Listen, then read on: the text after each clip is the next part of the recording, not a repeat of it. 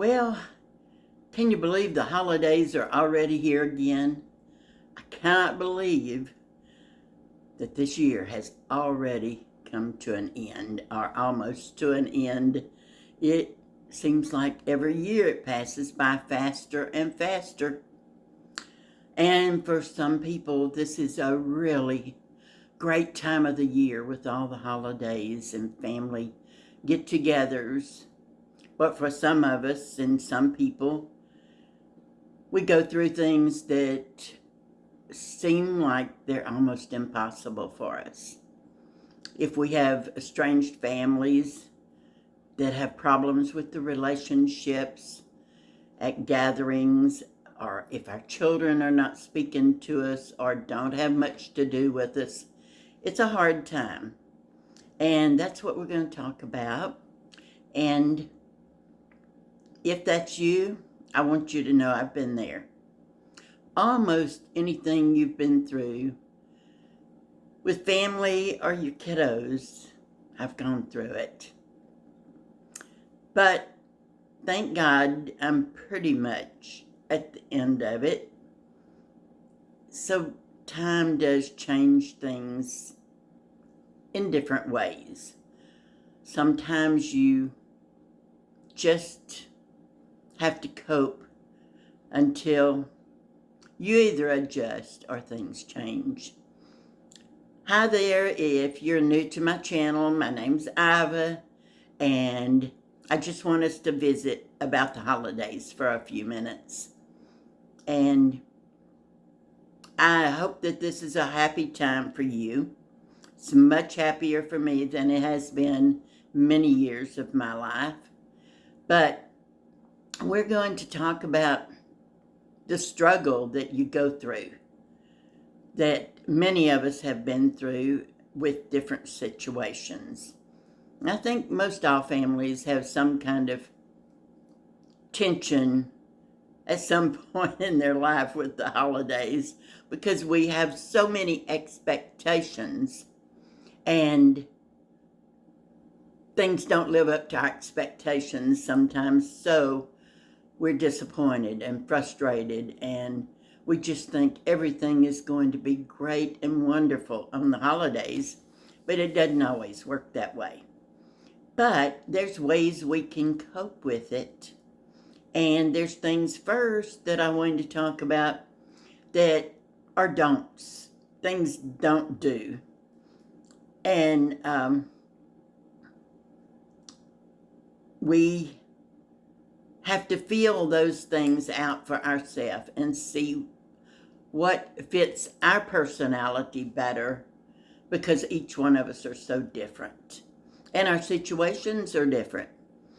But one thing, I guess the first thing I'd say don't do is don't go to places that people are negative, or even if they're positive but you go away negative, don't go to those places or be around those kind of people. And this may not be so for all of you, but sometimes when we are depressed, sad, and lonely, people go to places to gamble. And then if you lose a lot, and especially if you're on a fixed income, you leave much more depressed than you go. Or they go dancing and partying, spend money that they really don't have, and regret a lot of things in the morning. And then a lot of people are, as they call it, crying in their beer. And you don't need to be around that. So try to go and do something that's positive and something that you will leave lifted up and have a happier countenance looking forward to tomorrow. Maybe not the holidays, but to the next day and on. Because we need to take care of our own self. Not think about someone else, or if someone wants you to go someplace that you don't want to go, just learn to say no. Do the things you want to do, and it's going to bless you. the best that you can during these times. But like I said, I've been there. There's another thing that don't do, which I've done many times, and that's like lay in bed all day, being depressed, don't want to get up and get dressed, don't want to face anyone, don't even want to fix anything to eat, and you just lay there and don't get dressed all day. But if you will get up, get dressed, fix you something to eat, and go someplace, and there's a lot of places you can go to make yourself feel better, to enjoy life. I tell you, when I get lonely and depressed sometimes, I just go get something to drink and a snack. We have a lot of waterways where I live, and I just go sit in my car and eat my snack, drink something, watch them ski, put in boats at the boat launching, take them out and watch the people going in and out, and I talk to them and visit with them. I do things like that even though I may not have anyone with me. And you can find things to do like that unless that makes you sad to see the families together. That brings me to another don't. And don't go to friends' houses that you're invited to if they've got happy families. All that does is leave you depressed when you're going home because you're all alone, and you think, oh gosh, they're having so much fun and I don't have anyone. Especially if you're, divorced and your children don't come to see you or anything. It's not good for you, because I did that a lot of times. They're well-meaning people, but it's not good for you. I mean, I found that out anyway, and it may be totally different for you, but I'm just sharing you my feelings and the things I've gone through. And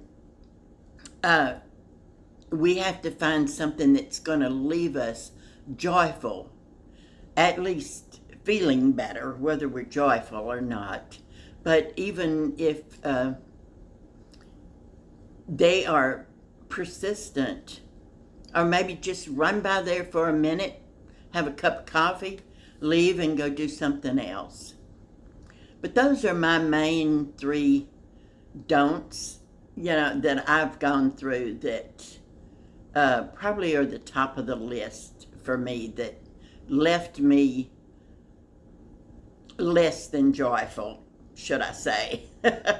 So I have some do's that will help you, but so you will know, I won't go into a lot of details, but my son didn't speak to me, or I did not see him for 15 years. I didn't know what I did. I didn't do anything for as I knew, but I believed in the Lord that one day he would come to me and apologize. And he's not a big person on apologizing, but I knew that someday, before I was gone, he would. And he did. 15 years later, he got saved and started serving the Lord, and he called me and talked for a long time and finally said, well, the real reason I called, Mama, is I wanted to apologize. And so we have, been cordial, and I talk to him every couple of months. He doesn't live in the state I live in, so we don't see each other often, but we have a good relationship now. And my daughter, I won't say how many years, but it was the same period of time that I my husband and I had gotten a divorce before all of this, and then so I didn't have him. My parents were gone. I'm an only child. And so during all of that time with my son, my daughter was not living a good life. And she would talk to me a little bit, but not have anything to do with me. So just then, just to let you know, I've been there. And my daughter now is also serving the Lord, and we're close, and she lives in the same town as I do. And so I get to see her and my grandkids often. So things do change. They change from day to day, from month to month, and year to year. So you don't know what's going to happen the next month or next year. And especially if you're a Christian, God's got it. He's got you in his hand, and he loves you. And I just want you to know that. And one of the first do I was going to tell you is, if you feel like crying, you need to cry. Because there is a proven scientific fact that when you cry, your tears, when you have real emotions and tension within you and sadness, those tears have toxins in them, and you're releasing toxins out of your life, and it actually makes you healthier and feel better in the long run. You're feeling bad at that time, and you're still going to feel bad, but it makes your body healthier, and it's feeling better whether we are or not with our depression. But I'm giving you permission to cry whenever you feel like it, and if people don't like it, so what? We've got to take care of our own selves, and that's what I want you to do. And we need to make our own traditions from there. Decide how we want things that's different, but change it. You could even go on a trip if you have the money, or take a tour in a big city close to you, and because a lot of cities have buses that'll take you on light tours at the holidays, or you can go visit the cathedrals. You can go visit homes, like, I can't even think of what you call them right now, but older homes that are open for tours. They go on different kind of tours on the holidays, and a lot of times they're decorated inside beautifully and everything. So, find something to go do, even if it's for the, holiday, like just for that holiday season or something, just to go and find things to do that people, whether it's families or single people, whatever, just mixed people, that you're not in a home just with people that's having fun together, but you'll see different people walk in different stages of life. And that really is helpful. And also, I'll tell you one thing that I really just think that is so important, and that is helping other people. It gets your mind off of yourself onto other people, and many times we can find people that have a lot more problems than we do. You can go to the Salvation Army and help serve food, or help them clean up. You can go to churches that serve food on different times of the week.